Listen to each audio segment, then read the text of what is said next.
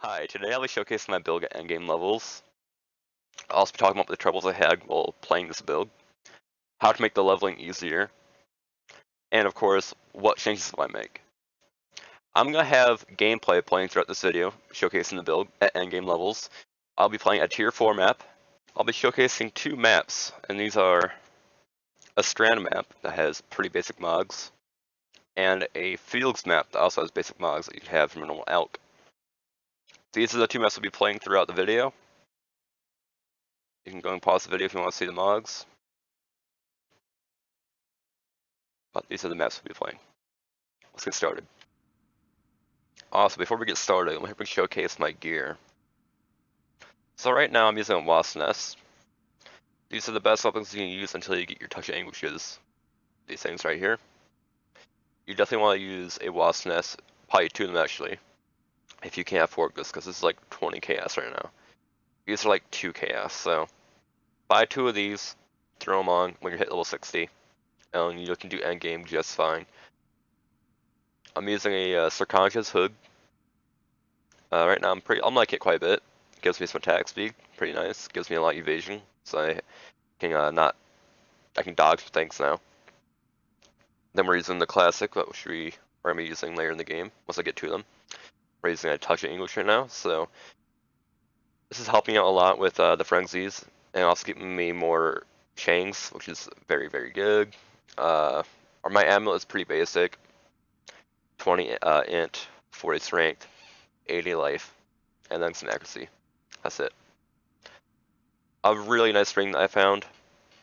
This is way good for like the point in the game I'm at, so pretty good. This is a ring I bought for like 2 chaos, pretty good. Not too bad. Gives me the reses I need, so I keep it. I found a tabula rasa, so I'm using a 6 link right now. I'm using the gems I used in this on the build thread, so if you want to see my gems, you can go to the build thread. I'm using a basic set of boots that I bought for 1 chaos. Pretty bad boots, but hey, they work. They give me the reses I need, and they're also pretty good in life.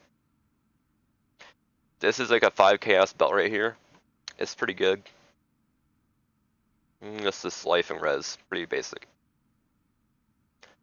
Same thing with the gloves. I just use it for my res. Later in the game, we'll use spike gloves, but right now, this is the best I can get with the current budget I have. So, my flasks are pretty basic. They are what you expect. They are increased life recovery, and then ailment recoveries. So we have immune to freeze on this one, bleeding on this one, movement speed in the Quicksilver Flask. Silver Flask is a curse immune flask, and save my Diamond Flask. Now, with the Diamond Flask, I'm not sure we really need this. This is here for bosses, to be honest. This useless against white mobs and rares and blue mobs. It's only useful against bosses until we get our last ascendancy, which is opportunistic.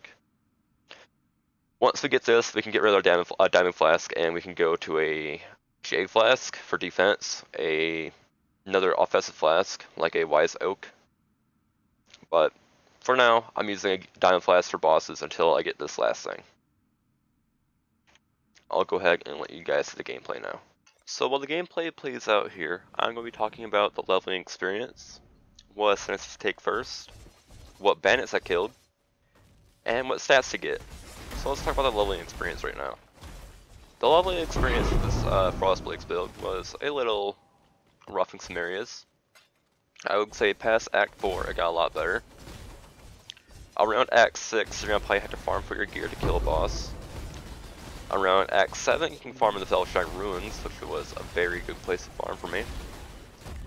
And then around Act 8 I farmed the Harbor Ridge until I could kill Solaris and Lunaris without dying, which was around level 66 is when I did that. I wanted to make sure I was prepared to take on those bosses. Around level 66, I was like level 62. Yeah, I farmed out some gear, got max res, and that helped a lot. But that's the big thing with this Frostblade's build, is you need to keep farming for your gear before a boss. At least when you're leveling. Malachi you can go through pretty much fine with that's the gear you have. But Pescatava is when you start having troubles with some of the bosses.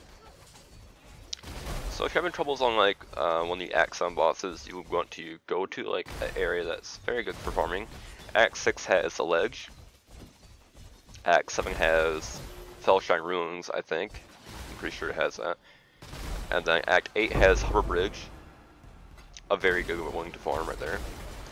And then Act 9 has Blood Aqueducts, which is like a god tier farming zone. One of the best farming zones in the game. Another big thing you can do is buy leveling gear. A pretty big one around level 43 you can buy is Duraso's Passion.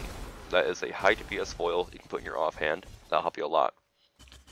Another good one to wear is Ewor's Mirage. That goes in your main hand. That acts as a budget Touch of Anguish, which is very helpful.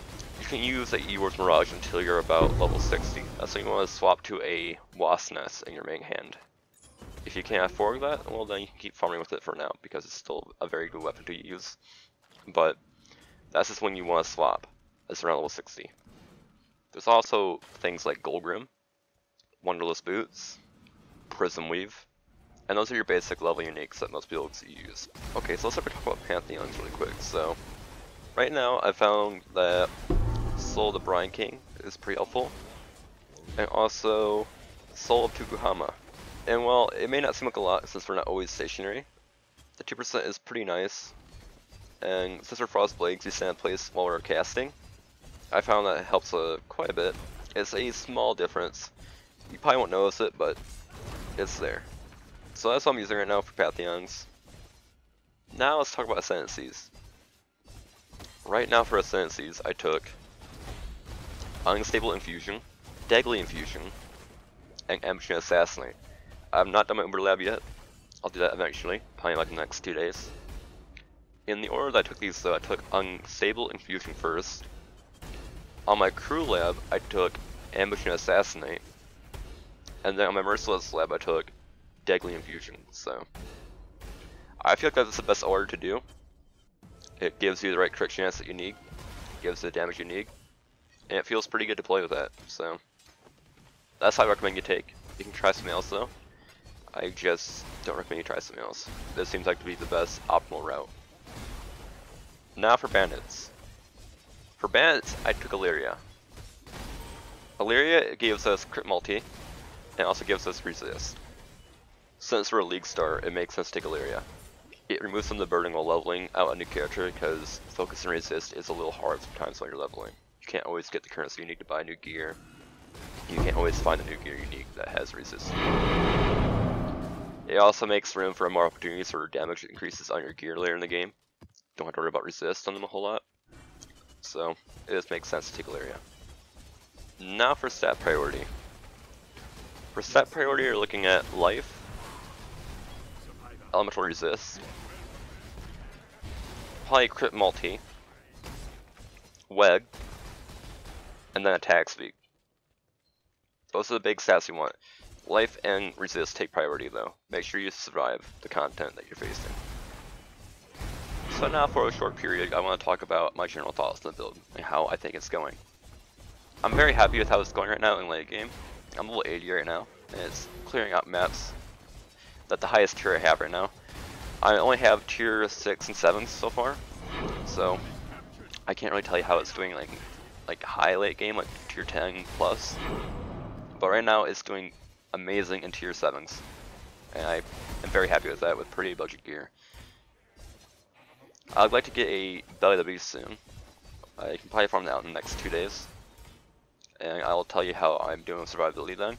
Right now I am dying once in a while, mostly due to my internet, because my internet's been lagging for a few days for some reason. But the build itself seems to have pretty good survivability because of the freezing. If you can't get hit if you freeze everything. But that'll be about it today. I'm gonna let the video play out from here. If you have any questions, concerns, or anything in general, you can comment below, and I'll get back to you as soon as I can.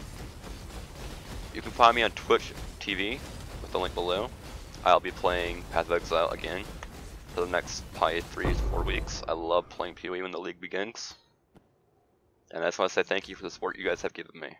I appreciate it a ton. Whether that be for trying this build out with me, watching my Twitch while I'm playing the game or anything like that. It's a big help, and I truly am grateful, so thank you guys. And that'll be it for today. Peace.